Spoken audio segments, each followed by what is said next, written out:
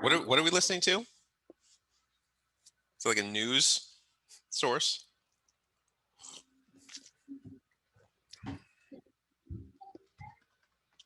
Any questions before we get started? All right.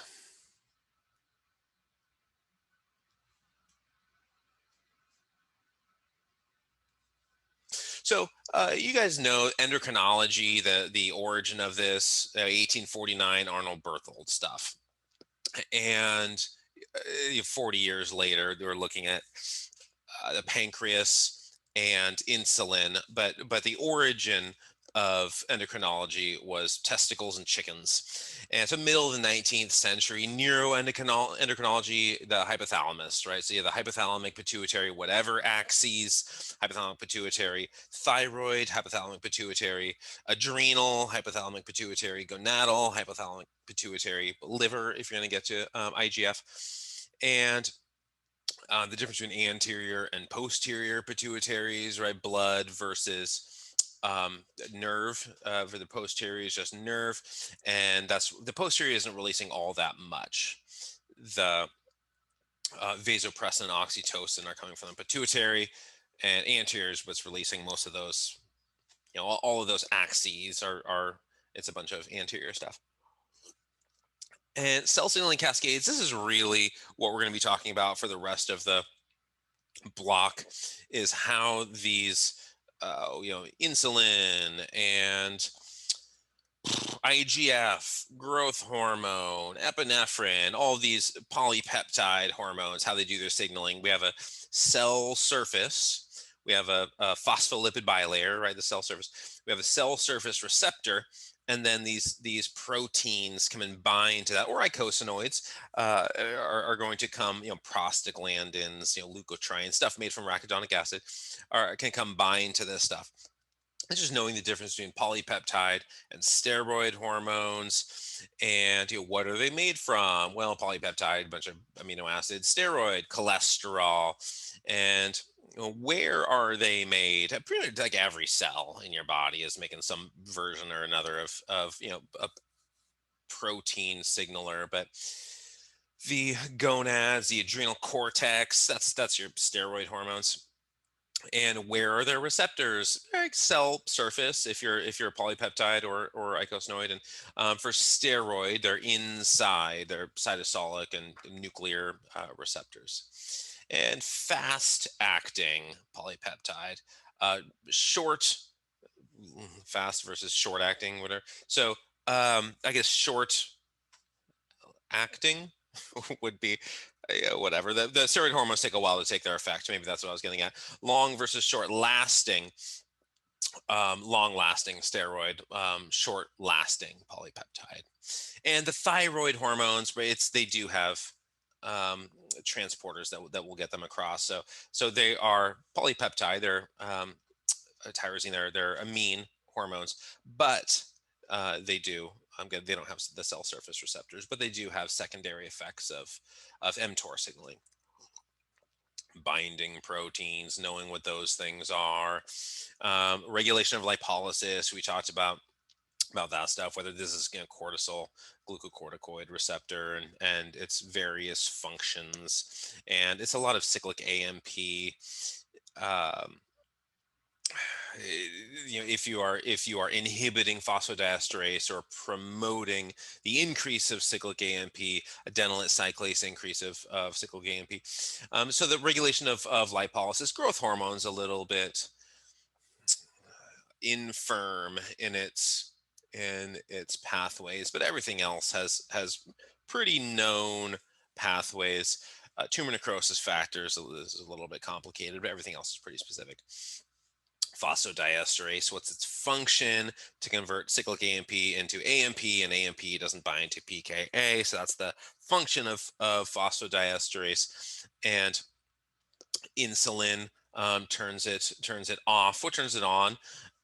If you have any type of methylxanthine, caffeine is the common one. and those are going to turn off PDE, phosphodiesterase. So they're inhibitors. Caffeine is a non-selective PDE inhibitor. So this is just, it's a good article that talks about PKA signaling, hormone sensitive lipase. All of this stuff will make sense to you. It's all the stuff we talked about. Phosphodiesterase 3B, right? That's the fat one. A bunch of different phosphodiesterases in the body. The fat one is 3B. And adipose triglyceride lipase. Technically, that's the first. If we're going to do lipolysis, the first enzyme, the first lipolytic enzyme to do it is adipose triglyceride lipase. But PKA is really doing its regulation through hormone-sensitive lipase and pyrrolipin. And maybe there's a little bit of activity, right, with adipose triglyceride lipase, um, but interestingly, though, the insulin, its effect on adipose triglyceride lipase seems to be transcriptional. There seems to be a transcriptional effect it has. So long-term fat inhibition with insulin on adipose triglyceride lipase. So post-translational mechanisms, hormone-sensitive lipase and pyrrolipin, of how insulin is inhibiting fat metabolism, right? If you are activating PDE, phosphodiesterase, and phosphodiesterase is breaking down your cyclic AMP, and so you don't have enough to activate your PKA, at that point, that's the obstruction of insulin acutely affecting lipolysis. But the chronic effect of insulin on lipolysis, it's more of a transcriptional mechanism, seems to be more of a transcriptional mechanism for adipose triglyceride lipase, where the insulin dose and the expression of those, they get the genes to do their work. So second messenger molecules, that stuff. Cyclic AMP is the first ever discovered second messenger molecule, and that would be adenylyl cyclase there, and some stuff deactivates it, some stuff does turn it on. This would be that nerve that you would recognize, right? So there's a regular AMP, there's cyclic AMP, and regular AMP is not that second messenger with PKA. It doesn't work in the same way. So signaling cascades that you should know by now. You should definitely know the insulin receptor. That's what insulin binds to, an insulin receptor, IRS, insulin receptor substrate. You should be recognizing PI3K, phosphatidylinositol 3 kinase enzymes, phosphorylate stuff. Technically, you don't see PIP2 to PIP3 here, but that's what it's doing. Phosphatidylinositol bisphosphate to triphosphate, diphosphate, biphosphate, whatever you want to call it, bisphosphate to triphosphate, PIP2 to PIP3, and then AKT or PKB. You should recognize that. Remember, PI3K and PKB both seem to activate phosphodiesterase, and phosphodiesterase, you know what that does. It's downstream from PKB that we get GLUT4 translocation. We get the mobilization of GLUT4 to the surface to start bringing in carbs, and then downstream from PKB, we get a bunch of mTOR signaling, and ignore this arrow because that arrow doesn't belong there. You should know this signaling cascade, right? So we have adenylyl cyclase, adenylol or adenylyl cyclase, which is converting ATP into cyclic AMP, but then phosphodiesterase converts cyclic AMP into AMP, and AMP is not binding to PKA. You should know this signaling cascade, right? You see hormone-sensitive lipase. You don't see pyrrolipin here, but epi, norepi, they bind to a beta-adrenergic receptor, and if it's fat, the beta 3s, but you don't need to know which betas we're talking about. But so again, we get the adenylyl cyclase. Here it's adenylyl, right? Last slide, it was adenylol. It doesn't matter, adenylyl or adenylol, same words for the same thing, different words rather for the same thing. And ATP to cyclic AMP, 4 of these little guys combine to PKA. PKA phosphorylates tons of stuff, right? Pyrrolipin, this guy, pyrrolipin, it's hormone sensitive lipase, gets things on the march. So getting into the anabolism, so lecture 23 specifically, last lecture, there are a bunch of anabolic hormones and signaling molecules, hormone-y things. So, cytokines and prostaglandins and Now, some of these things, the Wnt proteins, we'll talk about those later. Some of the cytokines, IL-2, IL-15, interleukins 2 and 15, and interferon gamma, and some of these things we're going to talk about soon as these sort of hormone effects of anabolic signaling cascades, much like PI3K signaling. But human growth hormone, we'll talk more about that today. IGF, insulin-like growth factor 1, 2, ignore insulin-like growth factor 2. IGF-1 is the one that you care about. Insulin itself, very anabolic. Testosterone and whatever, pro hormones, dihydroepiandrosterone and androstenedione, and those, what comes before. And estrogen, not as much as the androgens. We're going to talk more about estrogen and its anabolic effects later. Thyroid hormones, right? T3, T4, tritothyronine, thyroxine, prostaglandin. So there's a bunch of reactive oxygen species are a little bit tricky. Technically, you can say TNF. TNF, tumor necrosis factor, has some anabolic signals, but both TNF and reactive oxygen species have some anabolic stuff. They have some catabolic stuff. It's sort of a they're wishy-washy. It depends on context of what they're doing. So catabolic hormones and hormone molecules, right? Cortisol from the adrenal cortex, cortisol, glucocorticoid, glucagon, right? So what does glucagon do? We're trying to make more sugar. We're trying to get these gluconeogenic precursors stuff. Gluconeogenesis, right? Let's make glucose from non-glucose sources. Gluconeogenesis. And protein, fine. Let's get some amino acids ready for gluconeogenesis, and what better source than muscle? So glucagon is catabolic. Myostatin, that's a myokine. Just think like cytokines, little signaling proteins. If myo is releasing it, it's myokine, right? So it's secreted by skeletal muscle, transforming growth factor beta family. So follistatin is a glycoprotein that binds to that stuff, and so myostatin is one of the things that it binds to. I mentioned TNF earlier. It has both roles. And there are some other cytokines and chemokines that have catabolic roles. It's not like cytokine, all anabolic, right? So there's some anabolic stuff, there's some catabolic stuff. We'll get into that. Reactive oxygen species, again, conditional. There's some anabolic stuff, some catabolic stuff. With all of your steroid hormones, we begin with cholesterol, right? There's cholesterol, and no matter what you're making, you're making testosterone, you're making cortisol, you're making estradiol, whatever you're making, there's this cholesterol backbone on it. So that's how the cholesterol, that's how these steroid hormones are going to get through the phospholipid bilayer.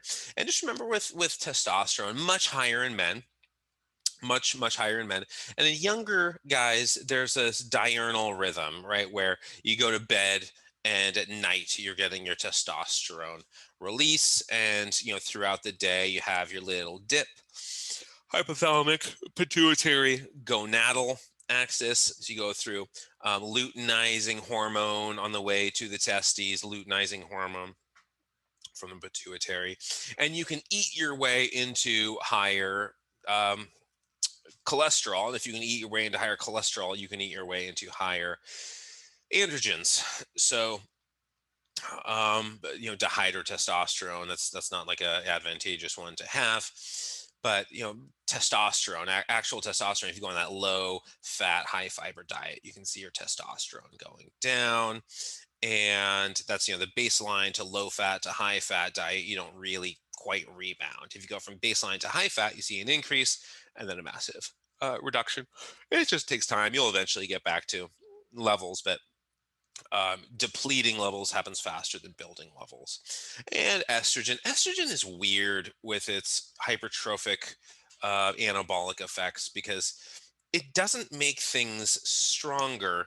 It enhances, it sort of favors anabolism over catabolism, but it also makes things sort of elastic, right? You're going to get into baby expelling mode. You have to be pretty stretchy, so you don't just explode.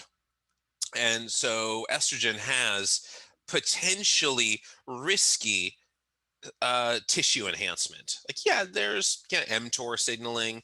We'll talk about the mechanisms of its mTOR signaling later, but advantages with anabolism. But at the same time, you are getting a higher risk of some of these effects of injuries, just owing to the elasticity of the tissues.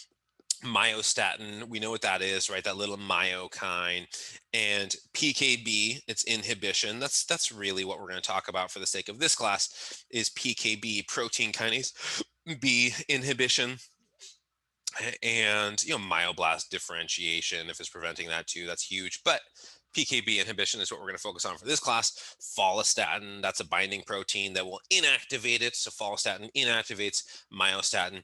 But just because if you can eliminate myostatin, that doesn't mean the quality of muscle is better. Like, yeah, you have more muscle, but the quality of that muscle, force generation is not necessarily enhanced to the degree that you think it would be. And these, if you were to just grow by sort of natural means, as opposed to take a bunch of follistatin and inhibit all of your myostatin, you're going to get better functionality out of the tissue. IGF-1, you know what this is. Most of it's coming from the liver, the hypothalamic pituitary liver axis, and there's some autocrine, right? Mechano growth factor coming out of the muscles. There's paracrine. There's endocrine. This is the liver is your endocrine signaling. Fat produces it too. It's downstream from the liver. It's downstream from growth hormone. So you release growth hormone from your anterior pituitary, and then, I don't know, half a day later, it takes a little while before your IGF starts to really get released. And that's a lot of the tissue interaction of growth hormone is actually coming from IGF. And remember, there's a bunch of versions, these isoforms of growth hormone. And lady folk tend to have higher levels, maybe not the peak of the levels, but probably after a workout. And sometimes these spikes are higher in men. But ghrelin, remember, growth hormone releasing ghrelin. If you have these big gaps between meals, if you like to fast, if like Ramadan arrives and I don't eat for long periods, and or you're like, I'm on a hunger strike, or you're just like, there's a famine or something, ghrelin will cause a release of growth hormone, and just wait a couple of days. I mean, drink some water, right? Maybe lick a salt cube so you don't get like hyponatremic. But if you do this big fasting episode, just do it for fun at some point, see how you feel. You'll feel good at first, more focused, ghrelin. Let's get focused, the food seeking behaviors. If you are without food, your body assumes there must not be food available. Fasting is a fascinating phenomenon. Your body assumes there must not be food available because I'm hungry and you didn't put food in your mouth. If there is food in proximity, you would be chewing it or have swallowed it already, or at least it would be on the way to my mouth. And you haven't swallowed anything, so there must not be food available. And so if the body becomes at that moment sedated, you're never going to find food. Food is obviously not right around you, and so you're never going to get food. So ghrelin, increases food-seeking behaviors, is what I keep saying. You sort of become fidgety initially with starvation. People become fidgety, and then if that fidgeting doesn't elicit, if that motivation to go hunt and gather doesn't result in anything hunted or gathered, then at that point you become really sedated and exhausted, and trying to preserve what you have for as long as you can until food arrives at you. But you initially do get growth hormone surge from it. And exercise induced growth hormone responses, yeah, higher volume, higher intensity, cut back on some rest intervals, and you'll have better growth hormone response. Just changes the acid base balance, right? Get very acidic, reduce your pH, increase lactate a bunch, and all of these things seem to get more of a growth hormone response. But it takes time, right? I mean, half hour, 45 minutes before you're seeing anything. So it's the people who go, oh, I do my 20-minute workout. Like, okay, you're not getting a growth hormone response from that. And strenuous exercise, again, is going to be one of the big spikes. JAK-STAT is its own signaling cascade. This is one we don't really, Janus kinase, so we don't really talk about this. And but just realizing we're going to get into MAPK, mitogen activated protein kinase, or ERK, extracellular signal regulated kinase, and PKB. Those are the primary signaling cascades we're going to look at because that's where most things go through. But growth hormone does have its own little cascade here. And then again, it just takes time, right? It takes time for growth hormone to be released. You go start exercising, and immediately you see epi going up.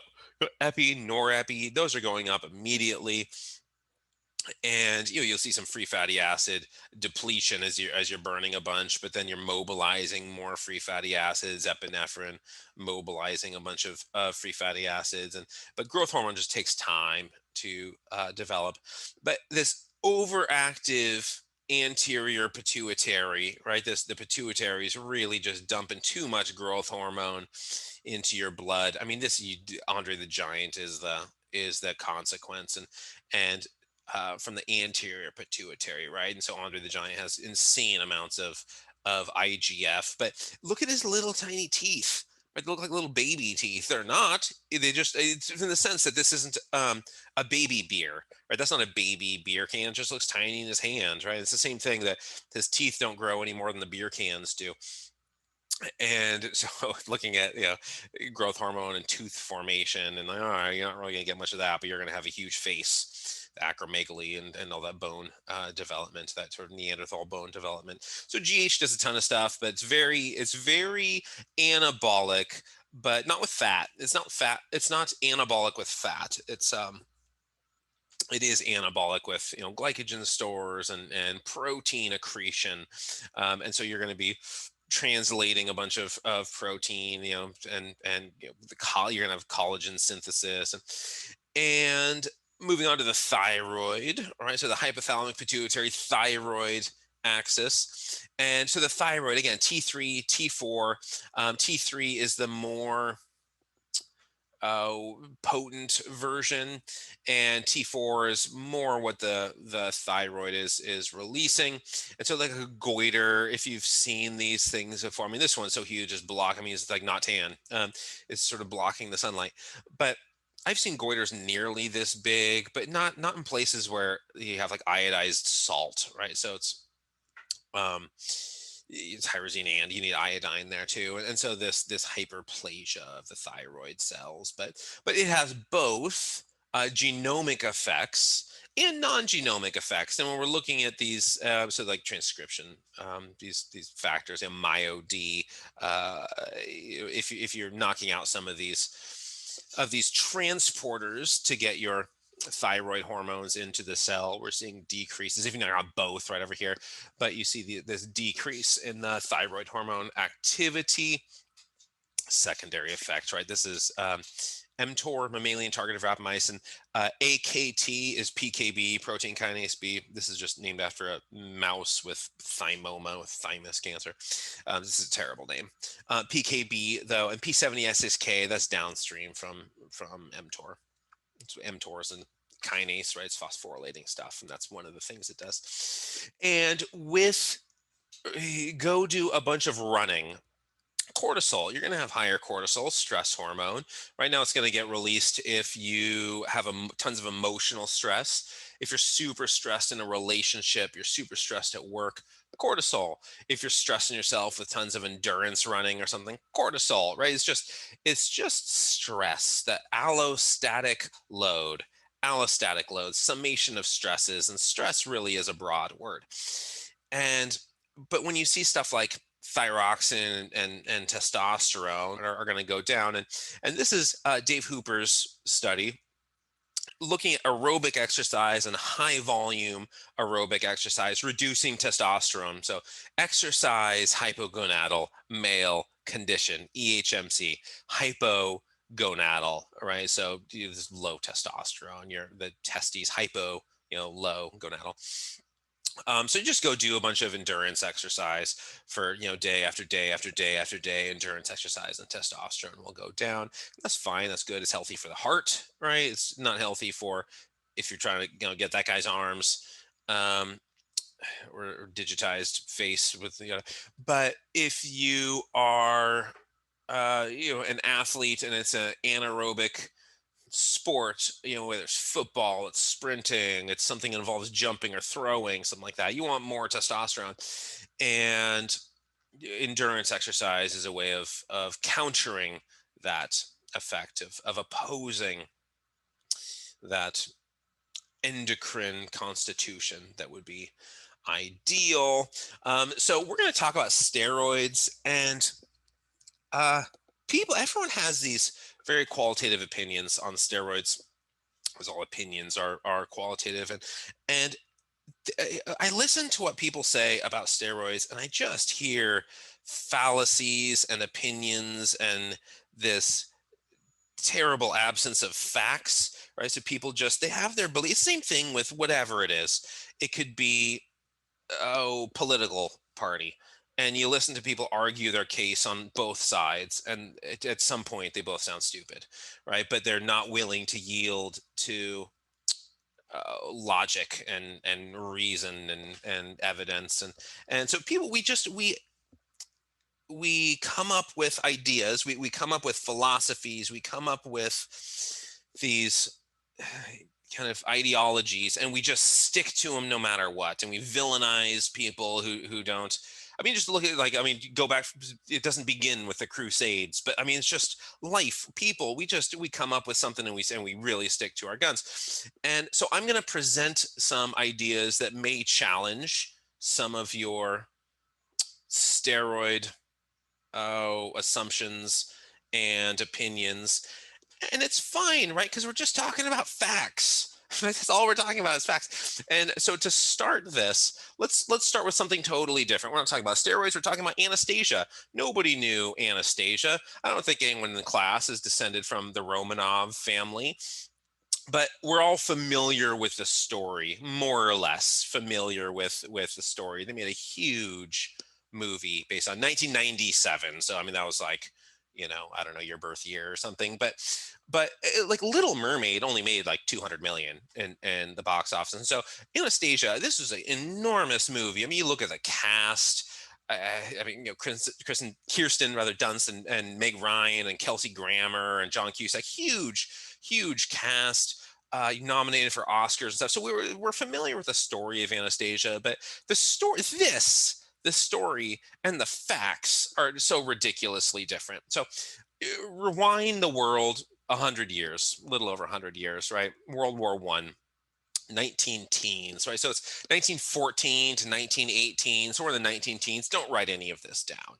Just stick around for the story. It's our introduction to steroids. So 19 teens, we're in St. Petersburg, Russia, right? So, and we have the Tsar, named after Caesar, like Julius Caesar, the Tsar of it's Nicholas II is the Tsar, and the Tsarina or the Tsarista is Alexandra, and then they have four daughters, and Anastasia is one of those daughters, and everyone loved Anastasia. I mean, you can see she's got her little jewels, and she's like in disguise and everything. I mean, everyone loved Anastasia. Not the Bolsheviks, though.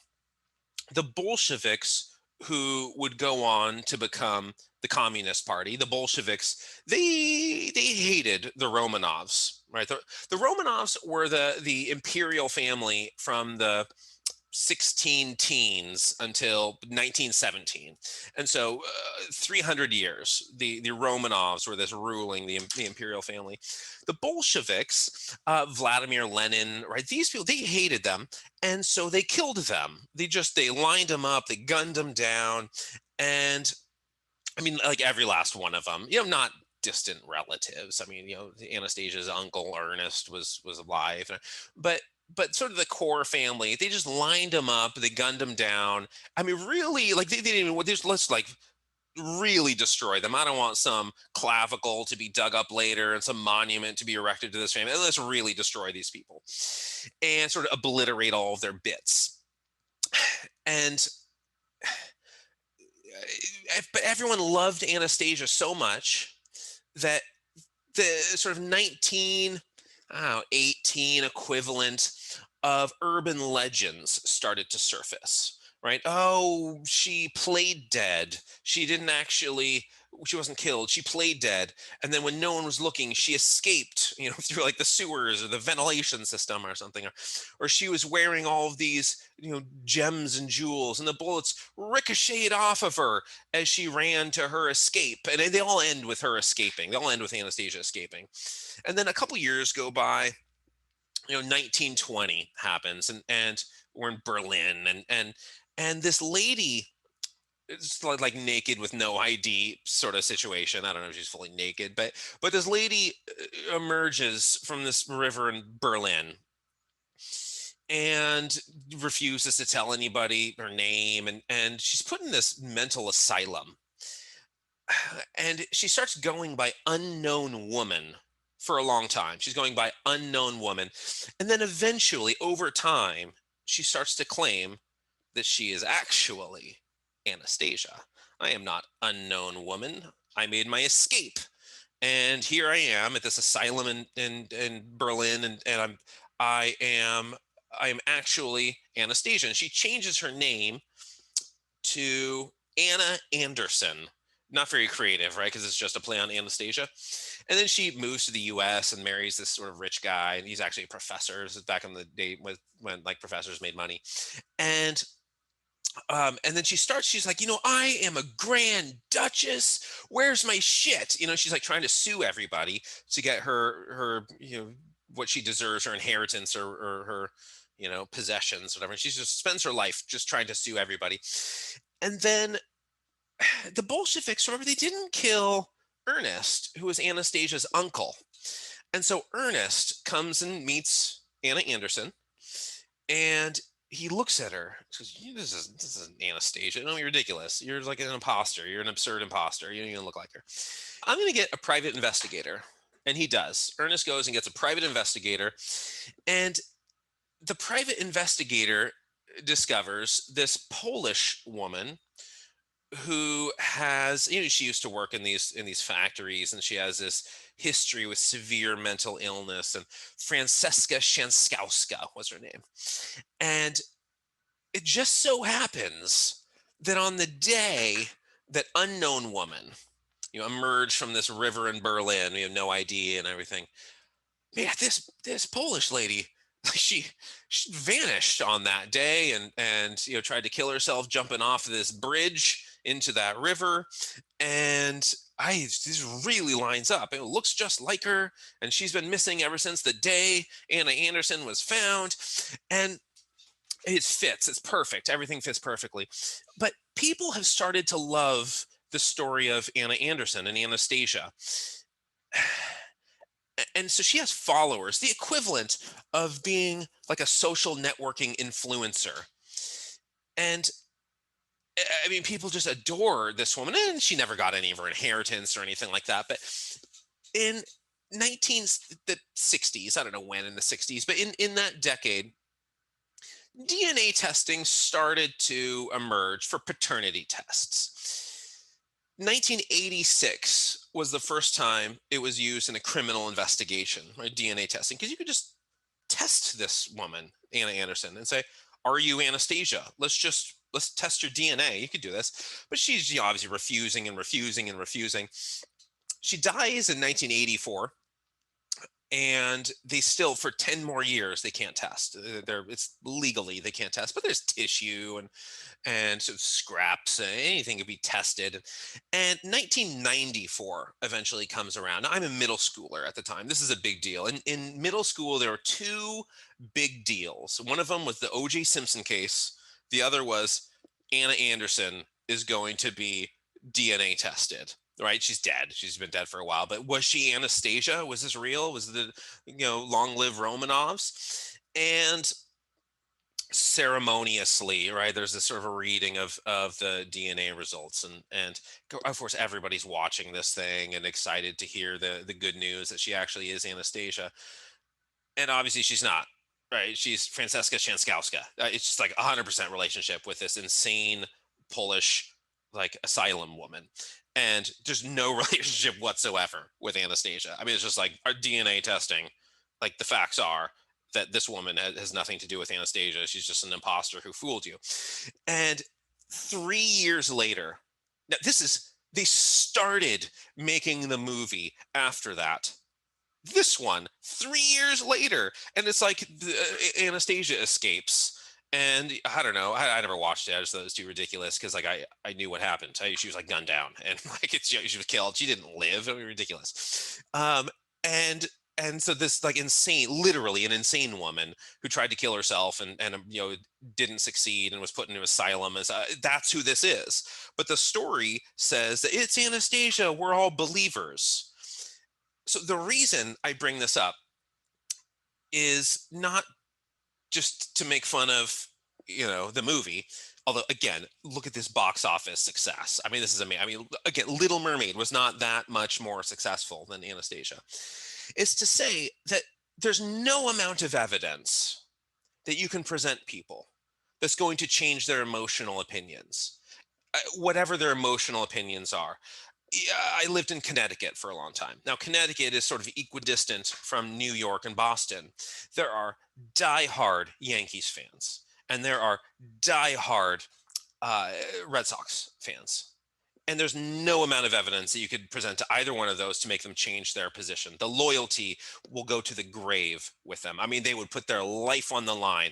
I could have a video. I could have like a YouTube video of every Yankee murdering puppies before they take the plate because it's, I don't know, for good luck. We slit puppy throats before we take the plate. No, adorable ones, only adorable ones, none of those hideous ones. And with the entire batting, they're like bleeding and suffering. And you could have like a video that's obviously never happened, but you could have that on tape if it had happened, and you could show Yankees fans, and they would think you're the asshole for trying to coax them out of their loyalty. And so when it comes to topics like steroids, people have emotional positions on steroids that are hilariously inconsistent with facts, right? They just have nothing to do with facts. And so when we start talking about steroids, I talk about facts, right? I really don't care about steroids and people's uses of them. And so my position is one of fact and physiology and science and evidence and logic and reason, and other people get pissed when I start talking about it. I mean, I had like students like stand up before in class and like say angry things. Like, what is this about? Oh, we're just talking about steroids, and I'm presenting facts at people. Like, here's a research study that said this, and people get pissed and like leave the room. So I find it so. I mean, it's the same sort of response that I get, or that one would get when you say to an Anastasia believer, right? Anna Anderson was Anastasia, and people who have little dolls and stuff, and you say, well, actually, she was just murdered, by the Bolsheviks and just gunned down, like straight cold blood. I mean, and that was just an insane Polish woman who was pretending to be. When you state facts, people get mad, right? And so there's nothing that I'm doing where if I say something like, oh, steroids aren't bad for this reason, whatever, I'm not like justifying my own drug-addled history or something, because I never did it. I never actually did steroids. I wouldn't know where to buy them. Like, I don't know, Craigslist. I don't know. I don't know where the hell you get this stuff. And like, I never did any hormone altering, like even like the legal stuff. I never did those. And so I did creatine, and I did, what all the amino acids, right? So branched chain amino acids and kind of carnitine. We'll talk about all the supplements later. But HMB, right? It's like a metabolite of leucine, right? But no hormone altering thing. And so all I'm doing, I'm just going to be talking about the facts of steroids, and people will stop me with the Goldman dilemma. It's okay. And um, but like if you ask these athletes if you could, guaranteed Olympic medal, gold medal in the Olympics, but it's death in 5 years, are you willing to, uh, take whatever this drug is? And like most people say yes. Genuine athlete. The people who say no aren't real athletes. The people who are like world class, and they're just, man, I can't beat Usain Bolt. I'm like, I'm I mean, everyone's like 3 seconds behind, but it's the type of people who are world class and just want to have that gold medal, there's a lot of them that are enticed by this. And so, would you take a banned performance substance if you knew you wouldn't be caught? I know a lot of NCAA athletes who've done steroids. So again, just this Goldman dilemma of would you dope? It's not that fascinating, the whole thing but people are enticed by this idea of ergogenic aids, of can I improve my performance with something I put in my mouth or I inject into my thigh or glute or whatever. And so what is an ergogenic aid? Starting there, it's just something that's going to help, right? It's going to make you perform better. And so mechanical aids, right? Glasses, like Harry Potter. I don't understand why Harry Potter needed glasses in a magical world, but Harry Potter wears glasses. That's a mechanical aid, right? If you have better shoes, or if you have a fiberglass vaulting pole, right, instead of some bamboo or something, or if you have a fiberglass vaulting pole, if the bat is better, these are all mechanical aids. These are going to help your performance. And lots of people, I mean, everyone is going to use the best cleats they can get. Everyone's going to use the Nimbus 2000 broomstick if they can get it, right? Those are mechanical aids. Nobody ever cares if you're using mechanical aids. Now, if somebody corks the bat or something, that's an illegal mechanical aid, fine, right? But most mechanical aids, as long as they just cost money, this is $1 billion aid. Anybody's fine with mechanical aids. Psychological aids is, hypnosis, and if you have a cheering chorale there yelling your name, like, oh, Jesse, you're the last one to leave a comment, so you are now the victim of this cheer, like, Jesse, he's our man, like that stuff, like that's, you get your little, like, cheering from the bleachers, and music can work. We've actually published on both of these. So all these things would be psychological aids. Physiological aids, right? Caffeine, physiological aid. Well, how does caffeine work? Well, it prevents adenosine binding, right? So you're not going to get all sleepy. Caffeine is a non-selective PDE inhibitor.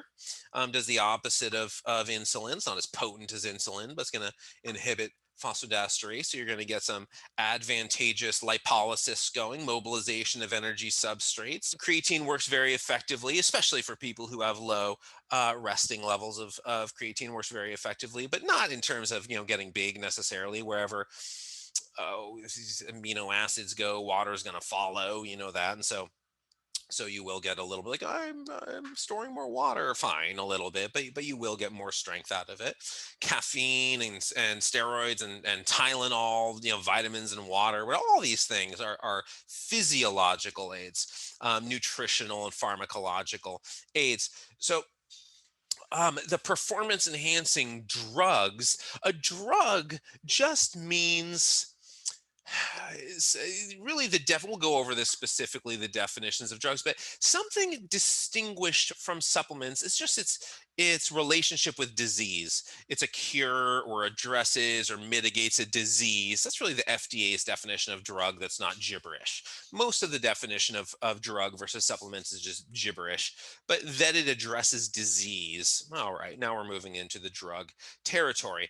But within these drugs, right, there's stimulants, there's painkillers, there's, anabolic androgenic agents. Now, some of these physiological aids, whether they are drugs or supplements, right? Tylenol is a drug, vitamins are supplements, and totally unregulated. Right, buy all the vitamin C you want. Nobody cares. Now, some of these things are conditionally regulated, right? Do you have asthma? You can have your inhaler, right? Do you have, oh, I don't know, like whatever, ADHD or whatever it is. You have, Adderall. So there are ergogenic aids that are exclusively for some people owing to a prescription, condition status. And then there are some that's just, this isn't prescribed. Like, this is Schedule 3 controlled substances, and you can go to prison, right? So steroids fall within this. You can go to prison for just like owning these things. Your first offense of owning these things and using them. And so conditionally regulated, totally unregulated, and then these like imprisonable sentence things. And to decide which is which, to classify something as unregulated versus Schedule 3 controlled substance, this has to be based on facts and evidence and rationality. You can't just use emotion and hunches and gut wisdom and like tradition. I mean, all that stuff is terrible, right? You can't use that stuff. So steroids are a type of hormone. We know what hormones are. Chemical messengers, the endocrine, these anabolic androgenic hormones are these endocrine ones. Now there's some stuff which is catabolic, aldosterone, cortisol. These are steroids, but they're not anabolic. Cortisol is very catabolic. So steroids, people usually mean androgens. Androgens, we know, dehydroepiandrosterone. That one's pretty weak. You can get it, or you can go get that one, but it's a very kind of weak. Androstenedione, this is now a Schedule 3 controlled substance. I mean, you like go to prison for this stuff, but this was Mark McGuire, Sammy Sosa era. Everyone was using androstenedione, and you could just go to the supermarket and buy this back then. And I think I was in high school when it was made illegal, and we'll talk about that later. But uh, dihydrotestosterone, that's like, that's what testosterone is converted. I mean, that's like prostate disposal stuff. Testosterone, primary androgen interacting with skeletal muscle.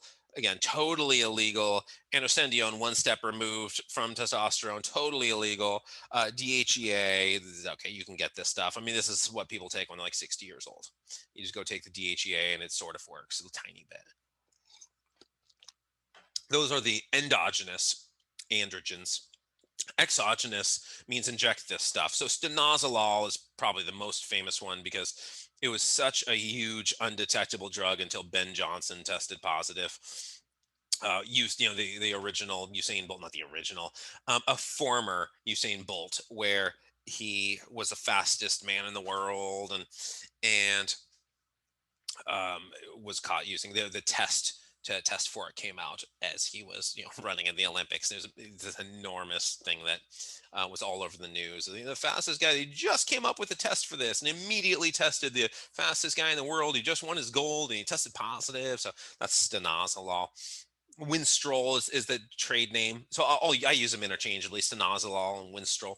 People will talk about Winstrol being like spot injection steroids. Do you want big biceps? Inject Winstrol into your buys. Like, that's not really how it works, but feel free to inject it there. It's fine. So this is Ben Johnson, Korea, 1988. And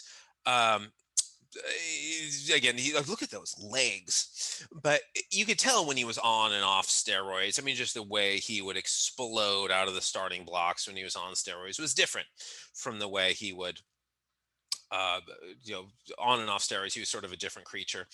But orally active steroids, you see stenozolol. Injectable steroids, stenozolol. You can take some of these things orally. You can take them with a injection. Either one, because they're cholesterol based, right? These aren't polypeptide hormones. If you eat that, if you eat growth hormone, right, you don't actually get growth hormone. You eat growth hormone and you just get, ham. You don't get anything more than that. So just the different drugs and the dosages that people are taking, but you don't take them very often because long lasting, right? These steroid hormones are very long lasting. So just go to modest doses that last a long time. Now, the person in the entire universe who is the best, most articulate, um, thoughtful person on this debate, his name is Peter Harmer. He's at Willamette University.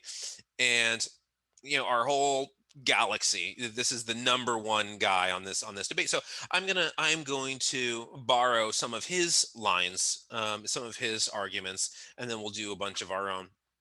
But the major arguments against steroids, of why people should not take steroids, are, I mean, this is the trinity, right? This is the big three that you'll hear all the time. Why should you not do steroids?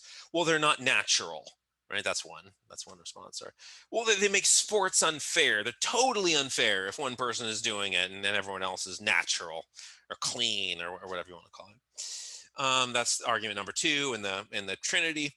And then they cause health problems. They're terrible for you, so you shouldn't take them. Those are the go-to three that whenever the subject of steroids comes up and somebody asks me, should we use, steroids in sports? And I don't care, go for it. Like, it doesn't matter. Like, fine, yeah, use it in the Olympics. I think that'd be great.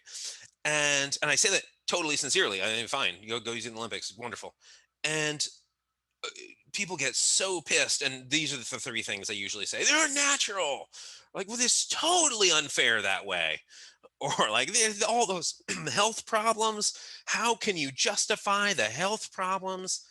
Okay, I don't know. Like, these people haven't actually studied this subject then. So there are a number of more articulate arguments, but one of them is the athlete's health. And so we're going to go through each one of these arguments, and I'll present the physiology of them as well as the ethics. Because whenever anybody talks about the ethics of steroids in sport, if they don't know the pharmacology and physiology of this, how can they possibly talk about ethics? I mean, it doesn't make any sense, right? So the people you hear talking about ethics are totally unqualified. Why not just ask, the gardener about, um, the insulin treatments? It doesn't make any sense. The people who are having these conversations, and so we'll talk about the ethics with the physiology at the same time, because doing them in tandem is the only ethical, the only responsible, the only intelligent way of doing it. So the athlete's health, what is the cost of the arrival of these perks? So what happens to the athlete himself or himself? We're assuming all of the herselves have become himself at some point. And, or is the athlete's health, is it so compromised? Is it so ruined that it's not worth the benefits? Okay, that's one argument, is that the athlete's health is so messed up. Okay, another argument is the unnecessary risk for harm and undue social coercion. So, if someone else, let's say you're participating in the sport, you're a baseball player, and all of your teammates and opponents are doing steroids. Well, for you to keep up, you have to do steroids too now, right? Because they all have an advantage that you don't have. And so that's the undue social coercion. You're being coerced into doing something you shouldn't have to do. Other people's poor decisions force you to make poor decisions if you want to continue playing. So that's argument number two. And again, we'll actually go through these arguments, just understand the arguments for today. And on Wednesday, we'll go through whether these arguments are reasonable. So number three, steroids are unfair, right? So this everyone would refer to as the unlevel playing field. I'm natural, and so it's just, there's nothing fair about me competing against unnatural people if I'm natural. And so this is just, again, that unlevel playing field, that it just overlaps with the undue social coercion, the undue harm and social coercion, but that unlevel playing field, some of us are natural and some people aren't, and how unfair that is. And number four is, this strips the soul from the sport. It contravenes the spirit, or kind of, it spoils whatever pristine emotions it once held.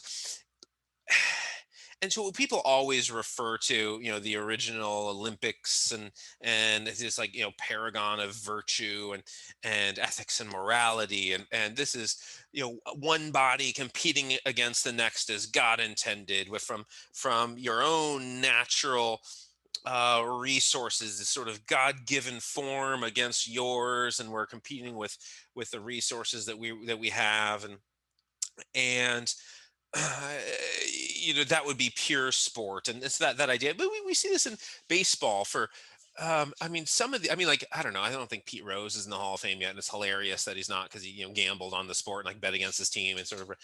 But I think he's like, I don't know. Look up Pete Rose and see if he's in the Hall of Fame yet. Jesse, you probably know. Throw it in the comment box if you do. But I mean, I think he's like an all-time hit leader. I mean, just one of the best players of all time. He's like not in the Hall of Fame. But you see the same thing about, Barry Bonds and Sammy Sosa and Mark McGwire. And Mark McGwire, who's a local, right? I mean, he was Oakland A's for the start of his career. And nope. So yeah, not in the Hall of Fame. So Mark McGwire has the single highest of any baseball player in the history of the sport, home runs per at bat. Now, he had a couple of low years because of back pain and stuff, but like his rookie year, he hit 49 home runs his rookie year. And It's just they haven't let any of them in yet. I mean, I find it so silly. So Mark McGwire, his rookie year, he had 49 home runs. At the time, it was the highest ever, and he left the season early to go watch his son be born. He probably would have broken 50, but he just decided that, oh, I don't need to keep playing this season. I have a kid being born. I want to be in the hospital. I want to be there to see it. And he like missed games for that. And but so throughout his entire career, he's a single highest home run. He's a single best power hitter that's ever lived, and not in the Hall of Fame, right? He has an asterisk next to his name for everything. The 70 homers in the season stuff. Like, no, that doesn't really count. We do the same thing with Lance Armstrong. Lance Armstrong never won a single Tour de France. Look it up. He has 0 wins. Who won that year? Nobody. There are undeclared winners in the Tour de France for the years that Lance Armstrong allegedly won. He didn't actually win because nobody was declared a winner. It's sort of sad. So this is how important that the soul of sport is. No way we're going to let these athletes who do drugs spoil the purity of our sport. That's sort of what they're saying here. Now, number 5 is a natural versus unnatural. Now, steroids are an unnatural way of achievement, right? They're unwholesome, they're unnatural, they're this abomination of the natural physiology and the natural course of life, and so we shouldn't be doing them on the natural argument. Number 6 is rules. And this one, I'm gonna sort of mock some of these other ones, but rules. If something is on the banned list and you take it, you're cheating. Yeah, it's kind of hard to argue with that one. If there's a rule and you break that rule, you're cheating. But there is more to discuss here, and we will discuss this one on Wednesday in some amount of detail. But if you sign up and you sort of pledge to do something and you're alleged to be doing it, and and you're kind of sneaking your way into, like, okay, there's something sort of deceitful, and we all sign up for a certain set of rules, and you're not following the rules we signed up for. That's the sort of argument here. The harm to other people argument this is a common one. It'll make its way into that sort of holy trinity sometimes about the harm to the athlete, and also consider the other person, people will say. And so if you're a boxer and you're hitting harder, sure, yeah, you're in football, you're spearing harder or whatever they do. MMA, you're kicking harder and punching harder and your chokeholds are tighter and what. Fine, yeah, harm to other people. If you're going against somebody who's bigger and faster and stronger, they're capable of doing more harm to you. Fine. And then the last argument that people say, and fewer people every year say this one, but you still encounter it a little bit. So this is the weakest argument, but you still encounter it once in a while. Well, there's no, definitive evidence that they actually work anyway. So there's no reason to use them. You're just going to end up hurting yourself. If anything, you're going to harm yourself. You'll harm your heart, and your lipids are going to be terrible, and your liver's going to be a mess, and you're gonna whatever, all these accusations of physiological harm, and there's no evidence that they're really going to work for you in the first place. Now, there's no evidence that cigarettes cause lung cancer either. Of course there is, right? But you can't do the studies where you do randomized controlled trials and randomize people to cigarette smoking, or there's no evidence that crack causes birth defects. So the expression crack baby comes out of nowhere, right? Or fetal alcohol syndrome comes out of nowhere because there's no evidence. Like, well, okay, there's tons of evidence, right? It's just you're not doing randomized controlled trials where you're randomizing pregnant women to the alcohol group or the sobriety group, and then seeing what happens to the kid, right? You don't run that experiment. You just notice how many alcoholic parents have kids who have some sort of deficit in some domain or another. And it's the same thing with steroids. You don't do, like, Ronnie Coleman is not a subject in growth studies. It's just there's observational, epidemiological, population surveillance kinds of studies. But claims can be made within the realm of science that steroids don't do anything useful anyway, and so why use them? And so that's where we're going to start. We'll actually start with this one, and then we'll sort of work our way, not backward through the list, but we'll work our way sort of shotgun blastingly through the list to do one at a time, and we'll do the physiology and the ethics in tandem for these things. What questions do we have? Have Um, oh, oh, go ahead. go for it, Patrick. Okay, thank you. I was wondering if there have been a lot of studies on attention-related drugs on like collegiate sports, like Adderall during competition, how that would impact performance. Yeah, there's. Now, I haven't seen everything on this stuff, but it's in the ergogenic aid class. That stuff is so effective, and stimulants. I'll show you a study where stimulants, they get banned from baseball, and you look at the effect on teams that have to travel a bunch. MLB, right? Teams that travel a bunch. There's travel fatigue, and yes, everyone has the prescription, as Jesse says, but you get travel fatigue, right? So depending on what team you are, how many miles do you fly, and do you get to just sleep at home and rest a little bit, or are you just on the road all the time? And you look at plate discipline.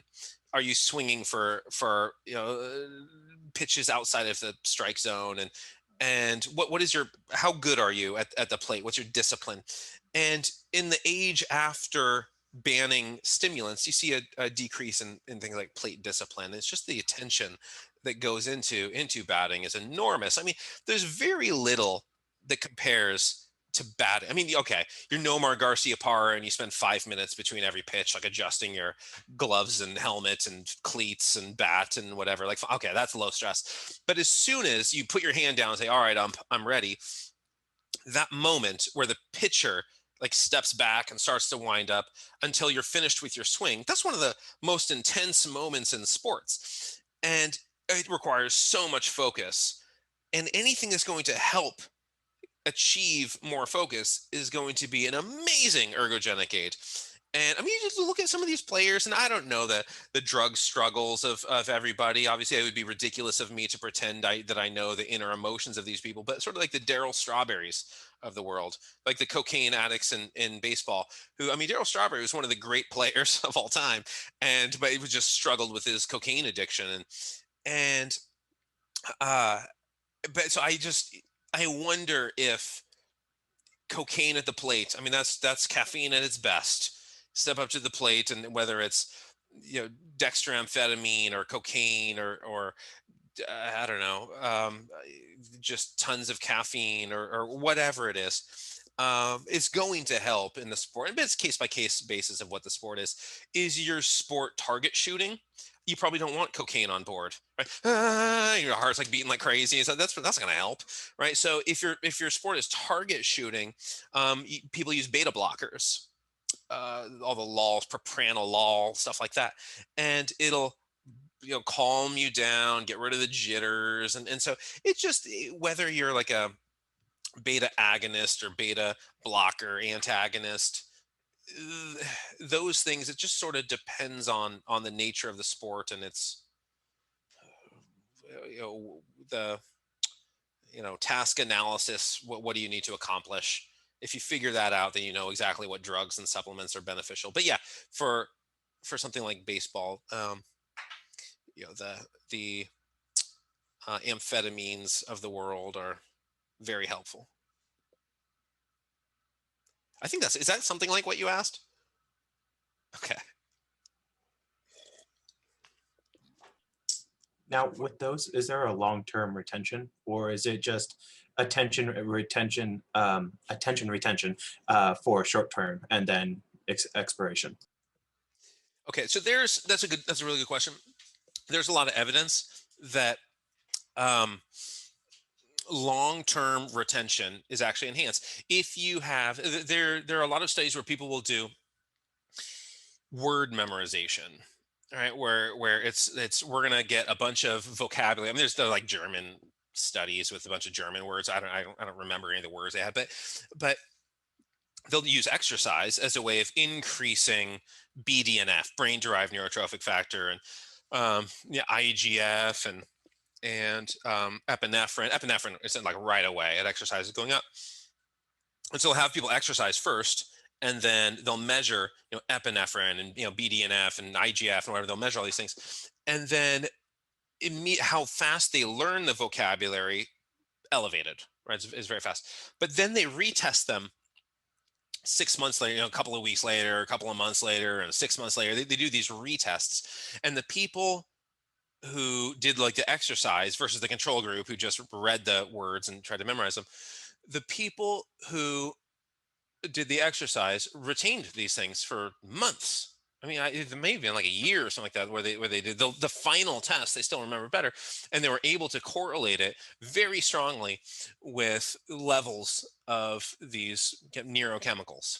And so, if you can introduce those chemicals without having to exercise, I don't know how the effect would be different unless exercise is eliciting some other thing. Uh, but if it's just, epi and BDNF and whatever, and you can get that from pills, there seems to be evidence that long-term retention, So what the you B, learn while you're on that drug, you will remember a year from now much better than you would if you didn't take the drug. so BDNF supplements work? There are supplements. I haven't seen like take BDNF by itself, right? Because it's a factor, it's a protein. But like the coffee berry, not That's like what I was thinking of. I've seen people talking about coffee that has it, the neuro coffee. I don't know if you've heard of that before. I haven't heard of that, but I get the coffee berry supplements, so I take That's those. what it is. That's what's in it. It's Yeah, coffee. yeah. They There's work. Other It seems to. There's some evidence. There are some studies that I saw where you're increasing BDNF levels. It's some compelling enough. And if you can increase BDNF, I mean that's huge for neural performance and development. But if you already exercise, then you're producing it already. But then, like, if you supplemented it on top of exercise, would you get even more, or would it not really I amount haven't to seen additional? studies that have multiple groups like that, where people are, you have sedentary, you have exercise, and neither is taking some BDNF supplement, and then you have people who are taking BDNF, sedentary and exercise. I haven't seen that study. My hunch is nutrition and exercise, they may have some overlap, but there's probably independent mechanisms that they're going to work in tandem a little bit, is my hunch, but I haven't seen any data. Getting to the comments.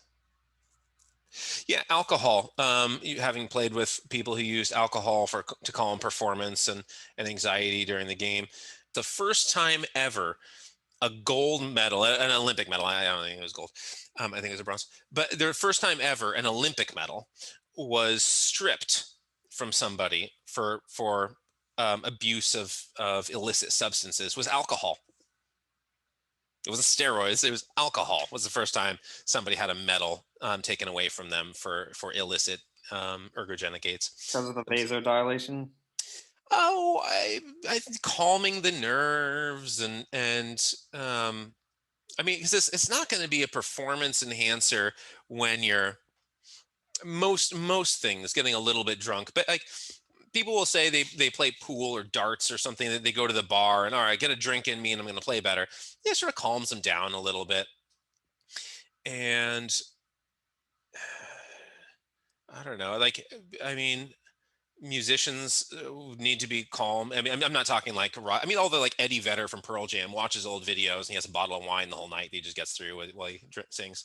I don't know how that enhances his voice, but uh, studio musicians and orchestral musicians and stuff. I mean, they have to do something to calm them down. So I imagine a little bit of alcohol if they're not using beta blockers. Beta blockers for dart tourneys for the win. All right. Any other questions? Kind of a general question, just out of pure curiosity. I know that when people take steroids, you tend to see the traps just explode up. There's like very noticeable signs. Is there any discrepancies or differences that we see between like gender, like any particular muscles, like for a female compared to a male, that we see explode much more in that particular gender as opposed to the other one? That's a really good question. I don't know the answer. I haven't explored it that much. I saw some studies about androgen receptor concentrations and the, neck and traps. I mean, they had really high receptor density upstairs, and compared to even like the legs, they were higher than the legs for their androgen receptor concentration. And anytime you have a ton of receptors, I mean, remember when we were doing the NMDA and AMPA stuff? How many receptors are there? I mean, that's the same concentration of a neurotransmitter or a hormone or whatever is going to be more effective if you increase the concentration of receptors. So if you look around the body and just find an area with a really high receptor concentration, growth there is gonna happen more easily. You can see the same thing in fat loss. We've been talking about lipolysis and beta adrenergic receptors. So those epinephrine sensitive receptors are going to mobilize fat. The concentration of beta adrenergic receptors is really high in android fat and like that stomach fat.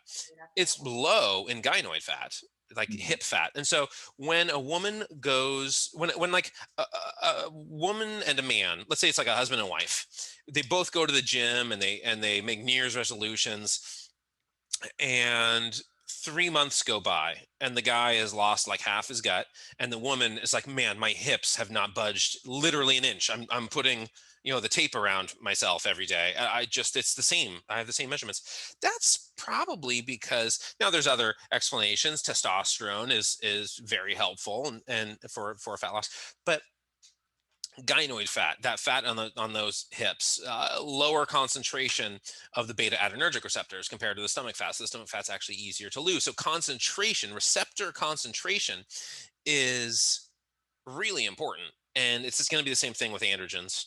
And so wherever you see a lot of androgens, sort of building a metropolis, wherever they settle and reside, and that is their kind of Manhattan of androgen receptors. That's a tissue that's going to respond really effectively to resistance training. And wherever you see sparse androgen receptors, it's going to be less. Now, I don't know. I should know, but I don't. The different body parts of what the concentration differences are. Thank you. That Yeah. helps.